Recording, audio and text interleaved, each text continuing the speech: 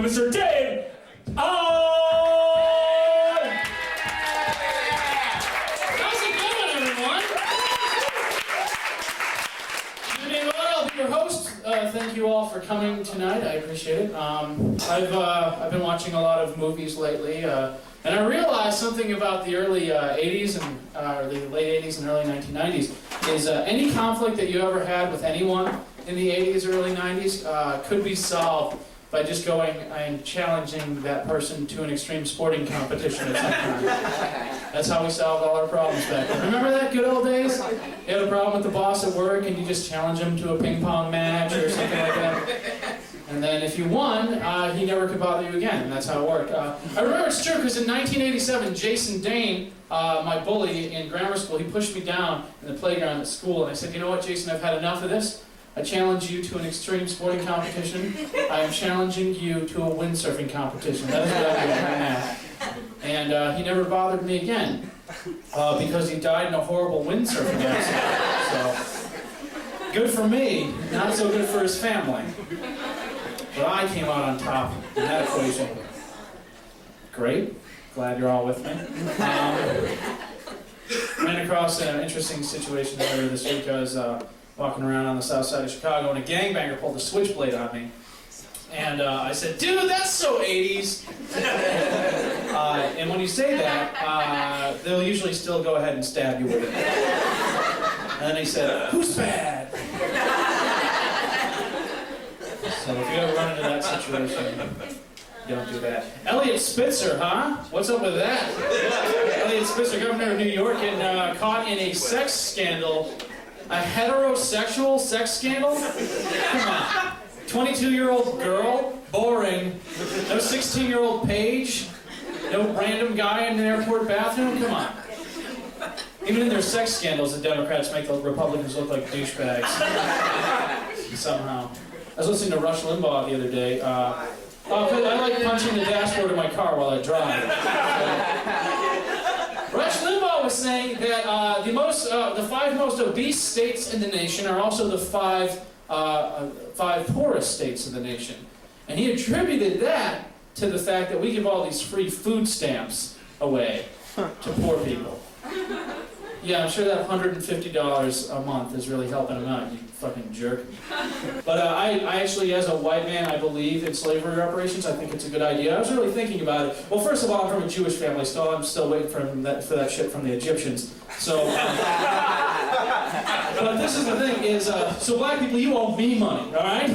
Let's get that straight. But besides all that, I think, like, if you think about this country was made the best country in the world, built on the backs of slaves. For the first 100 years of its existence, this country was built on the backs of slaves. Tobacco companies and all these companies that have been around since the advent of this nation were built on the backs of slaves. And they never received anything for that. So I do think that African American families that descended from slavery are due something by our government. I don't think it should be money right now because all of our money has to go to billionaire war profiteers. But I do believe in eye for an eye. So I think every single African American family that descended from slavery should receive a government-subsidized white boy to do whatever they want. Here goes, his name is Jimmy. Make him build a garden for you or something.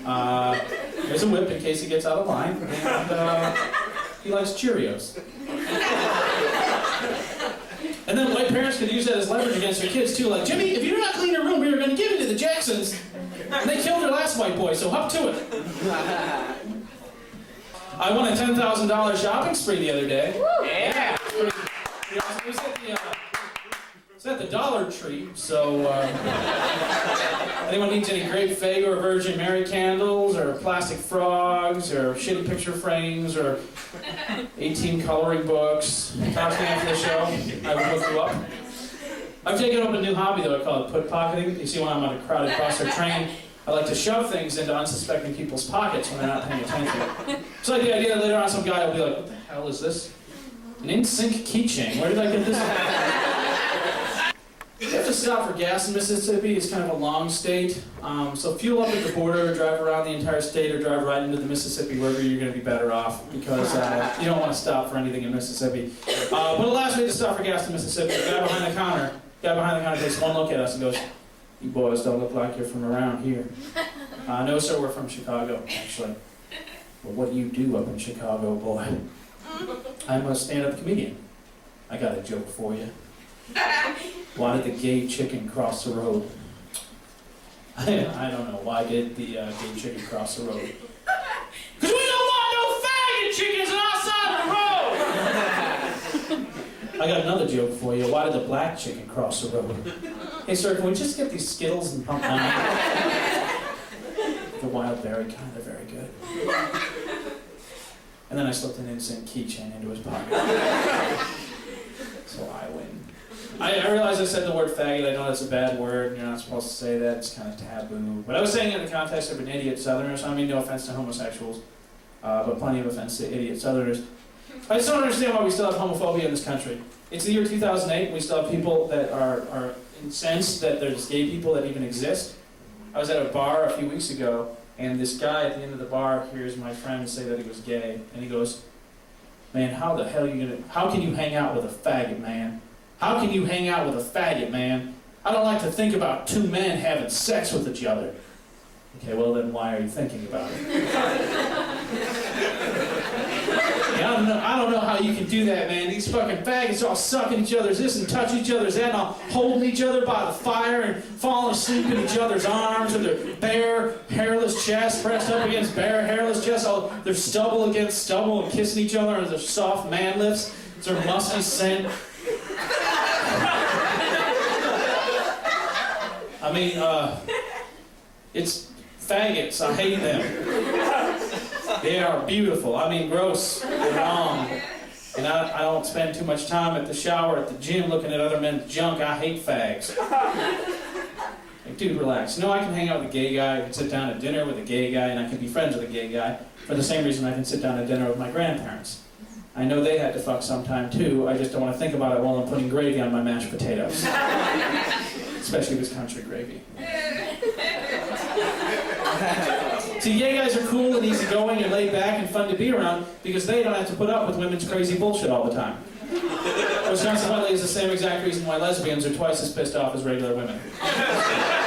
You don't believe me? Watch the lesbians kicking the shit out of me outside later with their bowling bags. Or their softball cleats. Or their acoustic guitars. Are you guys ready for this thing or what?